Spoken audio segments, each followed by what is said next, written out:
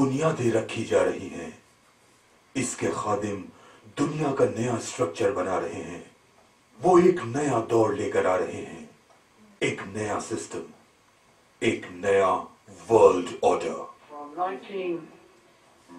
1945 में दूसरी आलमी जंग के खात्मे से लेकर 1979 में सर्द जंग के इख्तिताम तक हमारा एक ही आलमी तनाजुर था। रिपब्लिकन और डेमोक्रेटिक पार्टी के सदर हैरी ट्रूमन से जॉर्ज बुश तक आज़ादी के लिए जद्दोजहद करते रहे। उनके मकासद में अमेरिका को ताकतवर बनाना, मिडिल क्लास के लोगों को सेहतमंद रखना, गुर्बत का खात्मा और दुनिया से कम्युनिज्म को निजात दिलाना शामिल थे। 1979 और उसके बाद सदर बुश ने भी मेरी तरह न्यू वर्ल्ड ऑर्डर की इस्तिलाह को बार बार इस्तेमाल किया।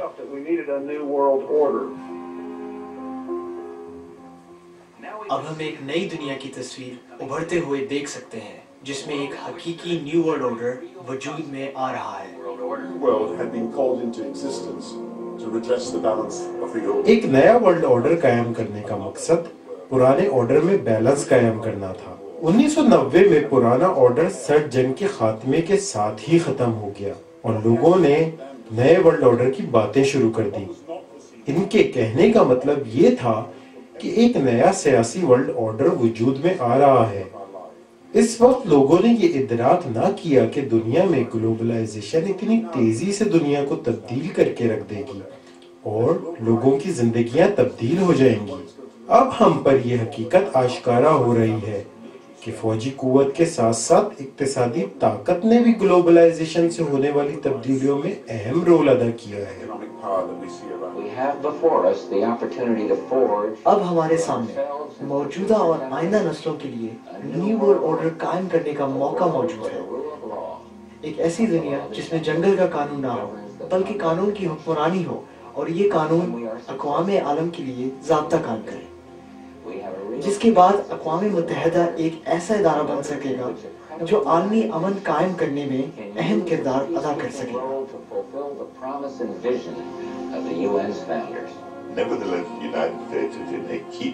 अमेरिका इस वक्त अहम मकाम पर है। बुश की सदारत के बाद एक न्यू वर्ल्ड ऑर्डर तश्कील पाएगा।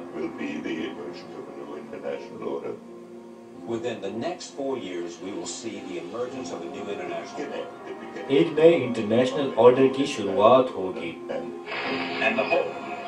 एक उम्मीद है कि हर कोई इस नए वर्ल्ड ऑर्डर के लिए सरगर्म होगा, जिसमें मुख्तलिफ निज़ाम और इक़दार के तहत चलने वाली अक़वाम अमन के साथ रह सकेंगी और न्यू वर्ल्ड ऑर्डर कायम करेंगी।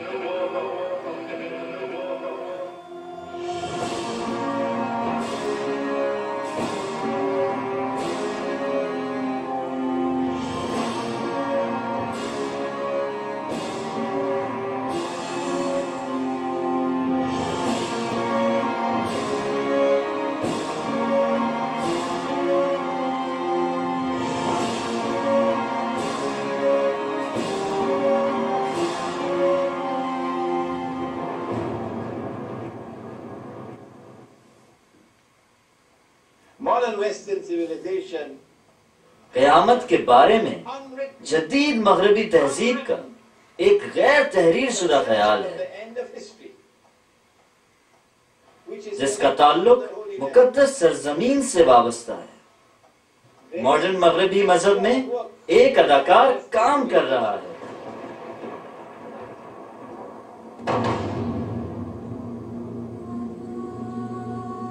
जब हम मजहब दुश्मन दज्जाल के खात्मीन के मौजू पर बात करते हैं तो इनके सिंबल्स या लोगोस को समझना होगा, जो इस जमाने में चीजों को कंट्रोल कर रहे हैं।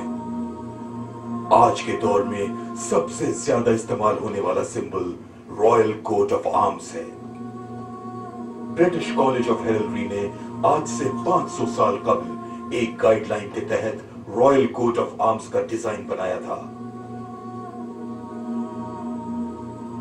सोचने की बात यह है कि इस सिंबल में क्या खास बात है। सबसे पहली बात तो यह है कि रॉयल कोट ऑफ आर्म्स और बरतानिया का ताल्लुक अबरानी नस्ल से वाज़ेह होता है। अगर इसका बाइबल से मुवाजना करें तो इसमें म्यूजिकल टाइप से इसका ताल्लुक अबरानी बादशाह हजरत दाऊद से बनता है। इसमें चिघाड़ता हुआ शेर और यूनिकॉर्न उसी अबरानी रियासत की अलामत है। ताहम ये छोटी छोटी तफसीलात हैं उस बड़े प्लान के लिए। रॉयल कोट ऑफ आर्म्स में जो अलामात मौजूद हैं, इनका जिक्र बुक ऑफ रेवलेशन में आया है, जो एंटी क्राइस्ट यानी दज्जाल की निशानियां बयान करती हैं। रीछ के पैर हैं, तेंदुए का जिस्म और मुंह शेर का है। ये नीचे एक बला है जिसने इसको ताकत और असर रसूख दिया है। ये एंटी क्राइस्ट का सिंबल अब इतना फैल चुका है कि अब इस दुनिया के हर घर में पाया जाता है।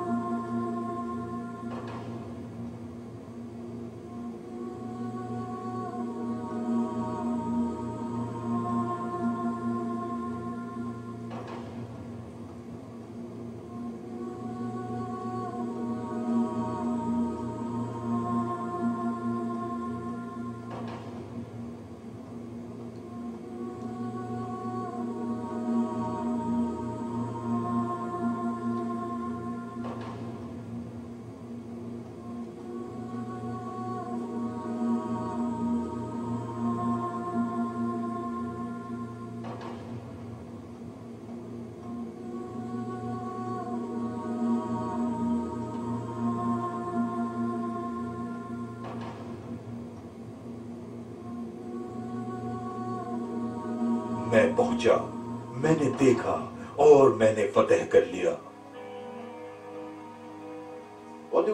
हम इसको क्या समझें? क्या कहानी यहीं पर खत्म हो गई? अभी और बहुत कुछ बाकी है।